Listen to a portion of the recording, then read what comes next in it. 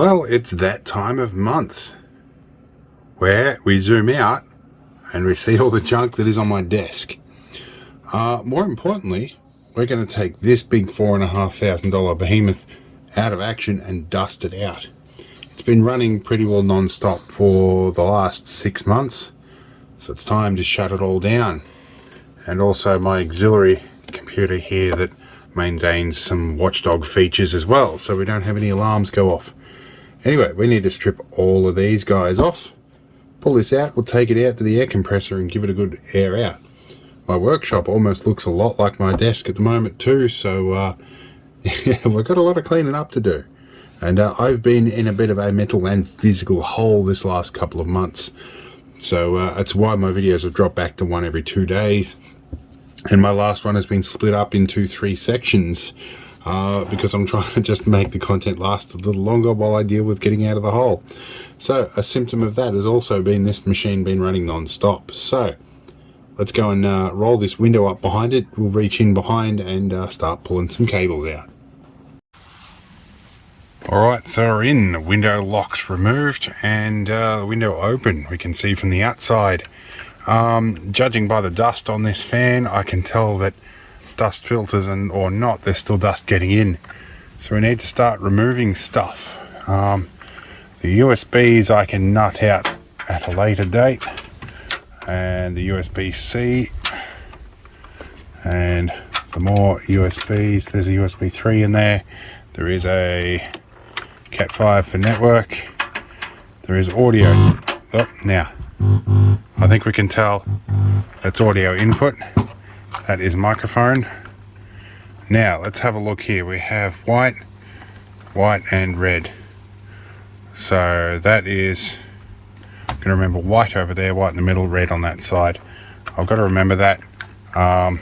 Otherwise my monitors will be backwards. And that is not isolated that well. I just got a little bit of a twinge off that. Oh, that must be a floating ground. There is a, you won't see many of them plugged in, but that's for my old GPS. There is power down here. There's 2 more USB 3s in there. And these Wi-Fi and Bluetooth antennas can stay here. I think one's Bluetooth. It could be just MIMO Wi-Fi. Let's have a look here. You can go off. I think that's everything. Now I've got to go take the junk off the top and I can slide it off the shelf. Alright, we're hiding away in my workshop now. And I couldn't find any of these cases that opened on the correct side for my arrangement. But now that we can open the door, we can see just how dusty this really is. And it's extremely dusty. So, we're going to have to get the air compressor fired up. And this big foil tube you can see in the reflection here, this is my extraction system for dust and debris. It normally works on a laser cutter under this. We're going to fire that up too. In fact, we might start with that now. And the compressor. And we'll be back in a moment.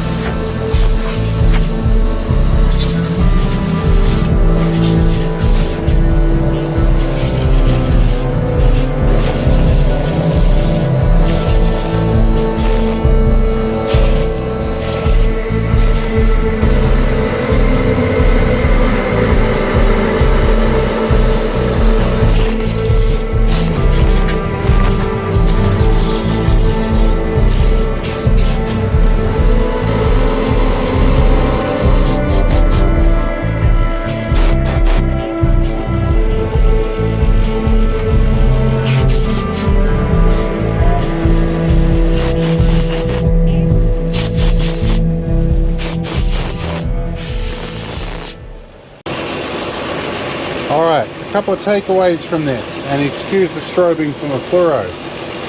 Now, this thing is statically grounded, which is why I chose to put my computer here. It helps deal with the electrostatic buildup of all this air running over it.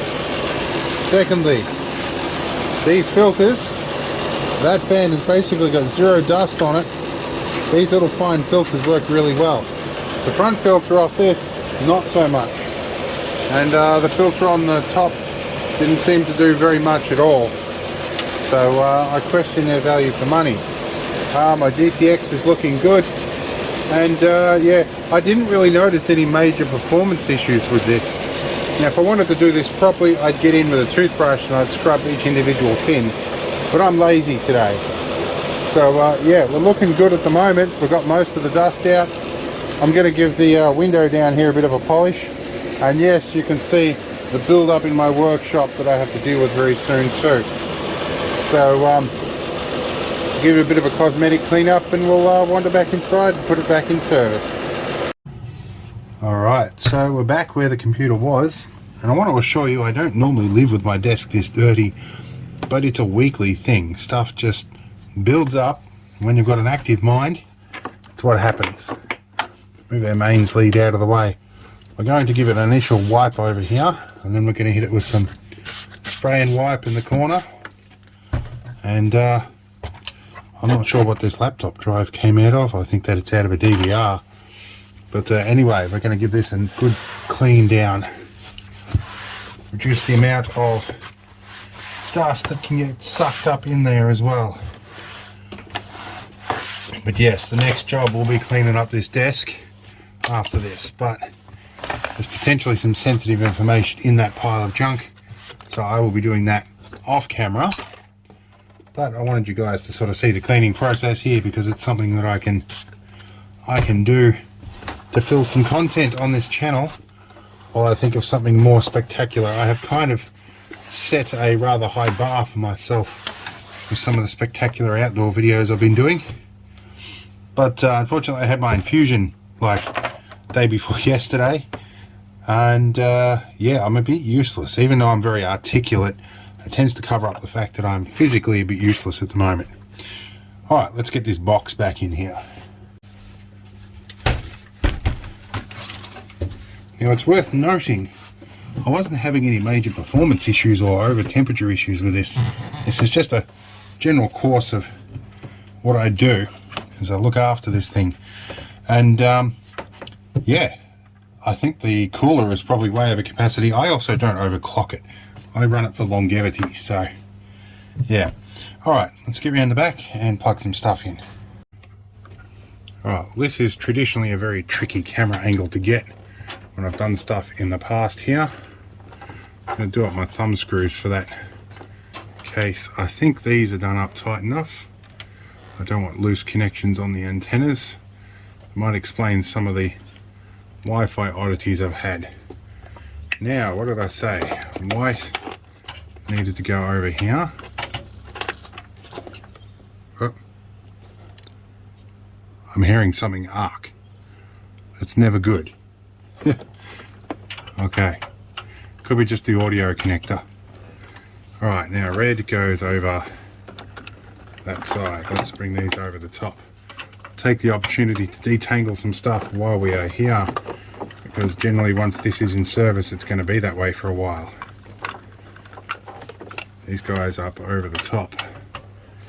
Okay, our microphone we put in.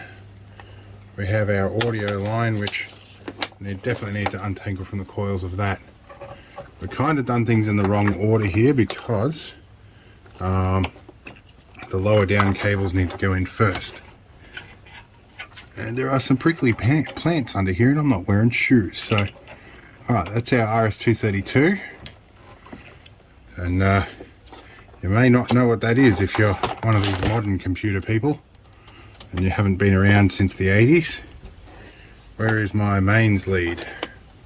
So that's a video lead, there's my mains lead tucked in under all of this.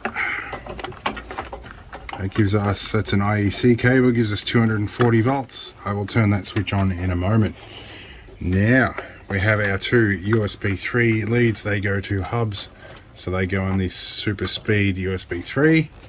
That's our USB type C, and that is another USB 3 lead. This is the other end of that RS232 cable. That's this thing. That's for the Garmin. This is for 3D printer.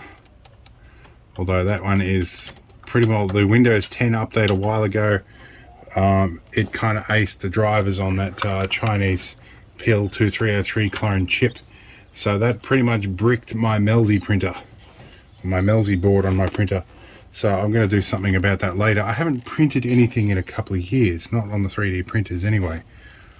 Now I recall we had more USB leads than this. Where else have we got? I know one of these USB 3s goes to a hub. We had more than that. What is this mystery lead hanging down here? You are going to... That one is going off to the 3D printer bay. Oh, that must be my actual printer. That's what that is. That's my 3D printer bay. So it probably doesn't need a USB 3 port. But that's alright. Where was the rest of my USBs? Here, this one. This is going where? There's an extender that is going to my CD-ROM. So you don't need a high-speed port, but we will plug you into that one nonetheless, because I don't think the rest need it. We definitely want our interwebs, so we will untangle our interwebs cable and plug you in like so. And I see one here. This is going to a USB hub. This definitely needs a super speed port. So you go into one of those ones and you go into that one, which put on the same channel as the USB-C. And this, I think, is a spare lead. You go to something else. You go to my UPS, which I don't think I've installed the software for on this machine, but you can plug in anyway. We're not doing optical audio out, so I think that's everything. We don't have a PS2 port in use. I think it's everything else. We can turn it on. We can go around the other side and see what we're ready to do. Alright, now the moment of truth when we find out what's going on. So I'm going to turn on some lights in here. I'm going to turn on my Watchdog computer, and we're going to change something off the background here. Let's see if it will fire up. Well, we have fans. That's a good sign. It sounds a little noisier than it used to. That's probably because the fans are spinning up to full speed. Usually our third monitor up here is the one that is the primary. So we'll see what happens. Yes, we have BIOS. We have the Windows logo. And I am quoting Futurama there, about the computer that had a nightmare where it woke up and there was an image burned into its screen. And even though the computer was off and unplugged, an image stayed on the screen. It was the Windows logo!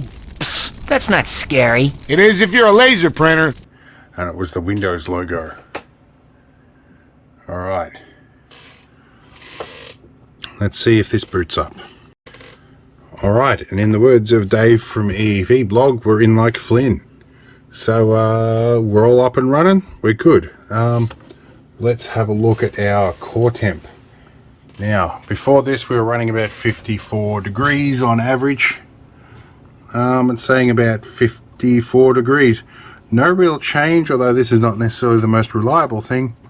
And a lot of people gets really worried about my core voltage. That comes right down under load. I think that's just that with low current usage, the shunt that they're using to measure that on is a little bit squirrely. When we actually put it under full load, it comes down to about 1.1, 1.2, a much more acceptable voltage. But yeah, oh no, we're dropping to about 35. Now the initial startup load's on. We have come down a reasonable amount. It's going to jump all over the place a bit, but I think we're all right. So we didn't break anything. If that's not a success, I don't know what is. Anyway, let's continue on with another video, and hopefully the next one will be interesting. See you all in the next longer, more in-depth, actually useful video. See you soon.